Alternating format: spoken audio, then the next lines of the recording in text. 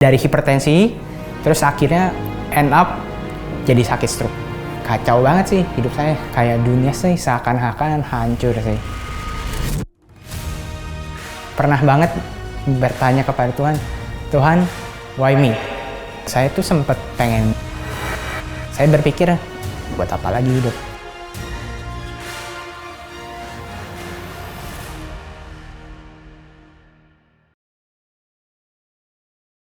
Hai, nama saya Karyadi, seorang stroke survivor berusia 38 tahun. Kalau saya itu waktu sebelum stroke itu datang, saya itu seorang yang ambisius banget.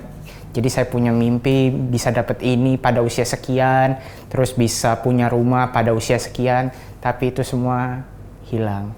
Waktu itu saya pengen banget bisa bawa mama saya untuk jalan-jalan ke luar negeri dan punya rumah sendiri dan punya mobil.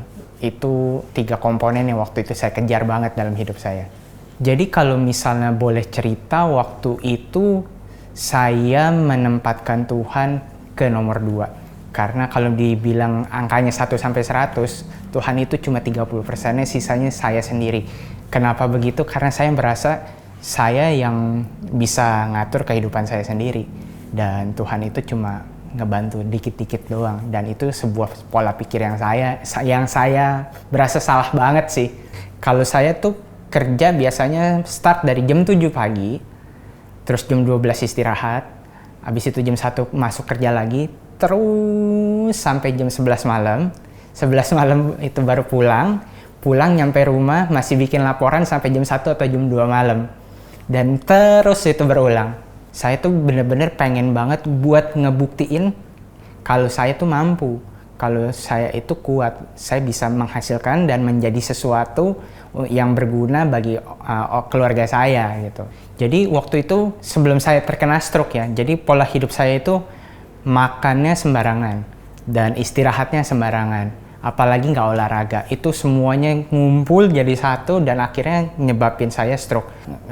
Nggak pernah pikir untuk istirahat, saya kejar terus.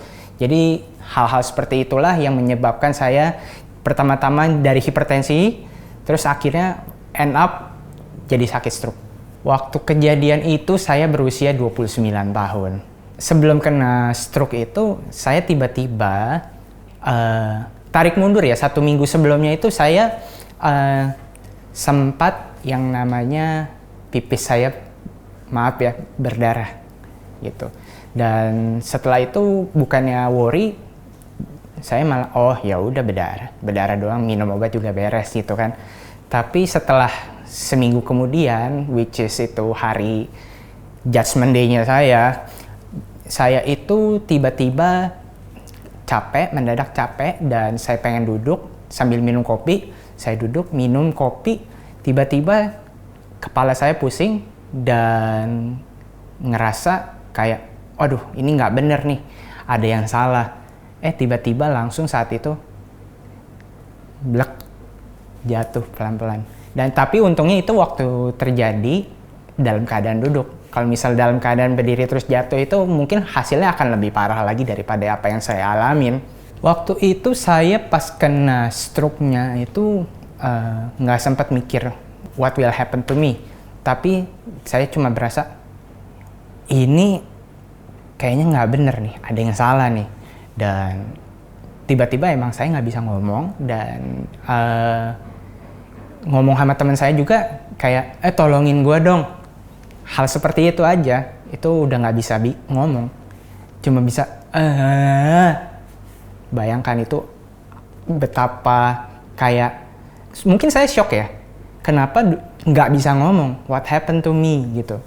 Jadi ya waktu itu saya penuh dengan kebingungan. Kalau dipanggil sama Tuhan tuh bener-bener waktu itu saya nggak siap sama sekali.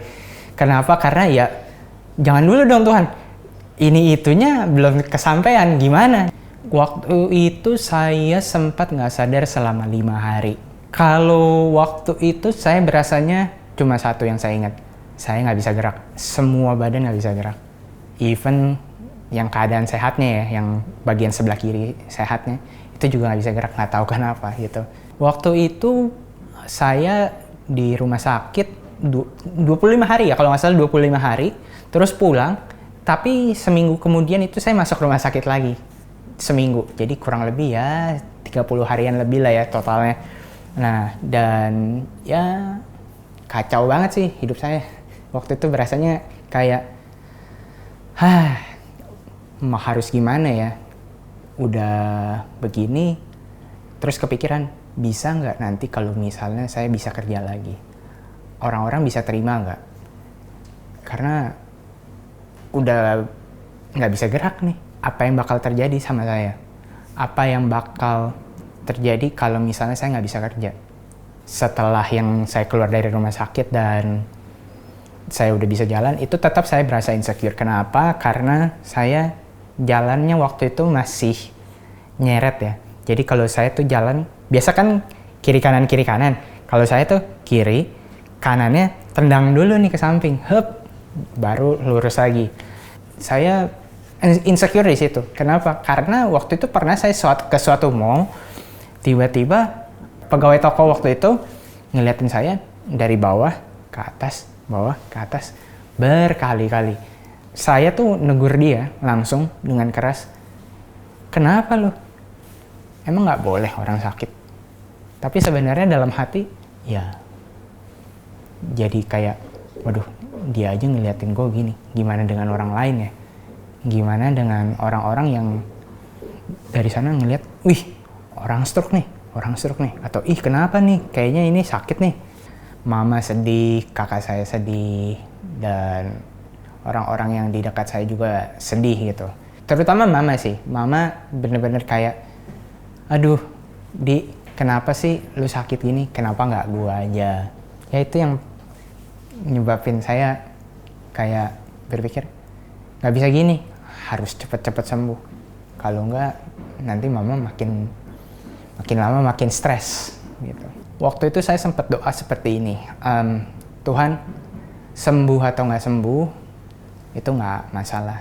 Yang penting bisa bangun, bisa jalan, dan pengen banget bisa berguna. Jadi nggak perlu kayak, sakit stroke tapi nggak bisa sembuh, nggak apa-apa. Waktu itu saya bilang begitu. Kenapa? Bisa hidup aja itu udah suatu anugerah banget buat saya. Saya itu pelayanan musik. Dan sebenarnya sebelum saya pelayanan itu, saya juga dapat kesempatan untuk main musik di sebuah band. Dan kehilangan kemampuan untuk bermain musik itu benar-benar kayak, udah bingung sih ngomongnya apa ya. Jadi nggak bisa ngapa-ngapain. Udah nggak bisa jalan, nggak bisa pegang pakai tangan kanan, terus nggak bisa main musik. Kayak dunia sih seakan-akan hancur sih. Kalau dulu saya melayaninya kan sebagai musisi. Kalau sekarang itu saya ambil keputusan untuk menjadi seorang kayak usher gitu. Jadi saya sekarang melayani di situ. Kenapa? Ya karena saya mau memberikan yang terbaik buat Tuhan. Bukan berarti saya stroke terus jadi kayak alasan, gue stroke nih, jadi nggak bisa ngapa-ngapain. Jadi ya stop ya Tuhan ya, sampai situ aja. Nggak seperti itu. Tuhan tetap bisa pakai apa saja, dan saya pun juga bisa melakukan sesuatu untuk Tuhan. Pernah banget bertanya kepada Tuhan, why me? Tapi Tuhan jawab, kenapa enggak? Tuhan tuh tahu banget limit kita sampai di mana. Dan Tuhan itu selalu memberikan sesuatu tepat pada waktunya. Bukan berarti saya stroke ini jadinya kayak cacat loh gitu. Nggak begitu. Tuhan itu punya sesuatu yang bisa digali dari saya itu ketika justru saya sakit stroke. Kalau misalnya bicara tentang down ya pasti ada, nggak mungkin nggak ada. Kenapa? Ya kayak misalnya mau pegang sendok aja itu saya juga harus bisa ganti. Tadinya kan kanan nih, tapi tiba-tiba harus pakai tangan kiri. Itu aja sebuah masalah buat saya. Jadi bisa kebayang dong ya, orang yang hidupnya tadinya bener-bener pakai tangan kanan, tiba-tiba harus ke tangan kiri. Dan itu saya pelajari selama beberapa bulan. 3 bulan pertama itu bener-bener kacau banget sih. Dan saya tuh sempat pengen sebelumnya. Jadi saya berpikir, buat apa lagi lu hidup di ini, dari bisikan dari si iblis ya. Ngapain lagi lu di hidup? Lu udah nggak bisa ngapa-ngapain. Udah akhirin aja. Suara itu terus banget ada di saya, dan saya itu berasa kayak saya nggak berharga dan saya sudah nggak bisa ngapa-ngapain. So ya, buat apa lagi hidup? Saya juga sedikit menyetujui suara itu waktu itu. Tapi Tuhan itu baik. Jadi ketika saya di usia ke-4 bulanan itu, waktu saya stroke, Tuhan itu kasih kekuatan banget sama saya. Kayak, lu itu diciptakan untuk sesuatu yang besar. Kalaupun begini keadaan lu, itu bukan berarti gue gak bisa melakukan sesuatu yang besar dari hidup lu. Jadi Tuhan tuh ngomong seperti itu. Maaf ya kalau misalnya saya ngomongnya gue lu, tapi maksudnya ini adalah sebegitu dekatnya. Dia seperti sebagai seorang teman, seorang bapak. Dia itu berbicara kayak begitu, dan dia itu mencoba untuk menguatkan saya. Dan setelah dengar omongan itu, langsung saya pikir, oke, that's it. Saya udah nggak ngelihat ke iblis itu, saya ngelihat ke Tuhan. Dan setelah itu, saya punya kekuatan untuk bangun, bangkit, berdiri, dan saya bisa jalanin fisioterapi dengan baik. Nggak sembuh-sembuh pun juga, sebenarnya yang paling penting itu buat saya sembuh secara mental. Karena kalau mental nggak sembuh, akan sulit banget buat fisik itu ngikutin. Dan saya coba berdoa sama Tuhan, saya minta, Tuhan, saya minta kalau misalnya mental saya jadi benar. Jangan sampai mental saya itu hancur. Yang saya lakukan dari dulu sampai sekarang adalah fisioterapi. Dan waktu beberapa bulan pertama saya tambahkan dengan tusuk jarum. Tapi setelah beberapa lama, jadi saya putuskan untuk tetap melakukan fisioterapi. Dan fisioterapi itu terus saya lakukan sampai sekarang.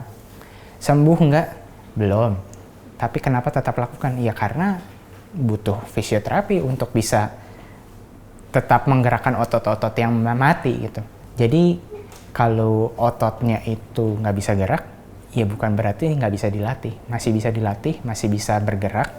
Tapi mungkin emang progresnya lama. Tapi nggak apa-apa, buat saya ya ini sebuah journey kan. Jadi nggak bisa langsung kayak tring sembuh. Tapi saya nikmati, saya coba untuk ambil positifnya dan lakukan penyembuhan. Ukuran membaiknya itu mungkin kalau secara persentase ya, saya bisa dibilang 85% ke 90%. Jadi kalau soal jalan saya udah nggak masalah, saya tinggal masalahnya di tangan aja. Tapi bukan berarti kayak saya itu jalannya kayak orang dulu ya, waktu sebelum kena stroke. Saya tetap kena stroke, dan cara jalan saya emang belum bisa, atau mungkin nggak bisa kali ya, seperti orang yang sebelumnya tidak kena stroke gitu. Tapi saya tetap berusaha, dan saya juga mau tangan saya yang sebelah kanan ini bisa pulih. Kalau sekarang kegiatan saya ya yang pastinya kerja. Saya, by the way, saya tetap dipekerjakan, dan itu adalah suatu berkat banget buat saya. Dan kemudian saya bikin konten sih gitu. Ngelihat kesetiaan Tuhan itu pada hidup saya, ya saya berpikir waktu itu kalau misalnya saya mati, sebenarnya bisa aja kan.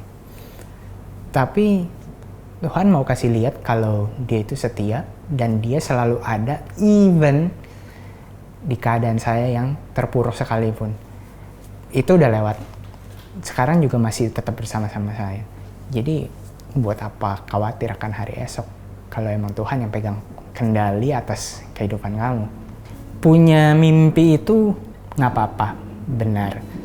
Tapi jangan sampai itu membuat kamu nggak istirahat yang cukup, olahraga yang cukup, dan tidur yang cukup. Itu penting banget. Kenapa? Ya karena dari 3 aspek ini bisa nyulap saya yang dari sebelumnya baik-baik saja bisa kayak begini. Jadi jangan sampai kalian ngalamin apa yang saya alamin. Jangan berkecil hati, tetap kuat, dan Tuhan itu selalu ada buat kamu. Even kamu gak berasa, sebenarnya Tuhan itu ada. Dan Tuhan itu akan selalu menyertai kamu. Mau di saat buruk, mau di saat baik sekalipun, jangan pernah lupa Tuhan itu selalu ada. Dan Dia nggak akan pernah meninggalkan ciptaannya yang sangat Dia kasihi, sangat Dia sayangi, barang sedetik pun.